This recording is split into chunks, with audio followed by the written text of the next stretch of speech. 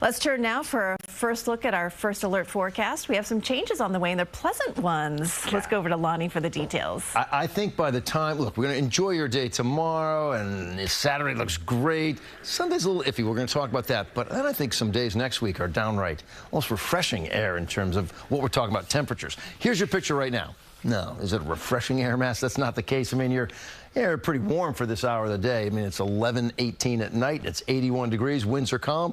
Not picking up any rain right now. Had a couple of drops earlier. Not much. Most people registered 0 in the rain bucket.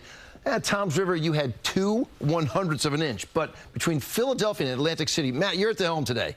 Can you click on this right here? What do we get? Okay, 1.3 inches of rain around Atlantic City. So it was south of the area where the rain was. We didn't see too much. We had that humidity that KJ was talking about earlier today. It's better outside right now. It's not a race, but it's a better looking picture. So let's show you what happens with our rain chances as we look ahead. Is there any rain tomorrow or Saturday? Boy, it's a slight chance, gang. It's a 10% or less chance, primarily north and west for Friday and for Saturday. Sunday, later in the day. That's the more likely time to find some rain for your weekend, about a 30% risk right there. Here's your 3-day forecast. So Friday, you're 87.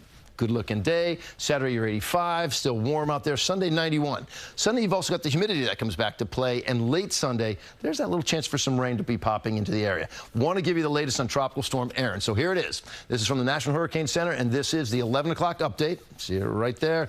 Winds, they were at 60 miles per hour. With the 5 o'clock update, well, now they're up to 70 miles per hour. You can just tell, looking at this, the whole system is getting a little bit more organized, starting to wrap some of this moisture, kind of sucking it in. It'll eventually form that circular pattern that you're used to, with the eye in the middle. It's not there yet. We think that's going to be happening, maybe even possibly tomorrow. Here's the track and how it's going to work out. By tomorrow, we have a Category 1 hurricane, 90-mile-per-hour winds. Saturday, we have a Category 2. Sunday, a Category 3. Here's Puerto Rico, so somewhere north of Puerto Rico on Sunday, maybe north of the Hispaniola area. And then Monday, Tuesday, it still continues to grow, 125-mile-per-hour winds. And we don't see this going beyond a Cat 3. But the best news of all, and we've been showing this now for a couple of days, the closer you get to the actual event, the more accurate the data is. And as of right now, none of the islands are in the cone of concern. Is it going to continue to make that curve away from the U.S. coastline?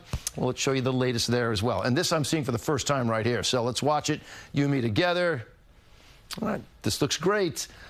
Everything makes that curve, right? Only one of these outlying runs, and this is the European ensemble. So this is 50 different model runs. All of them except for one keep it offshore. We are concerned about Bermuda, perhaps, so we will be watching that very closely. But that's the way we see the storm. Here's how we see it in our area. Keep in mind, the storm is offshore. That means we have some shoreline concerns out there, be it some beach erosion with some potential 4 to 8 foot waves next week, not this week, and also rip currents next week. What about this weekend? Are you going to the beach? Have at it, KJ. 87 tomorrow, your 85 Saturday with sunshine, 91 Sunday, the hotter portion of the weekend. More clouds late Sunday with that rain chance, perhaps, not a whole lot. Then you get into next week. Did you see the numbers out there? We're talking the lower 80s, maybe some days not even get out of the upper 70s. Feel incredible, I know. We only have a few more weeks left of unofficial summer, you know. My kids in Connecticut are going back to school the last week of August. In Connecticut, we never went to school when I was a kid before Labor Day. I know. Here we are.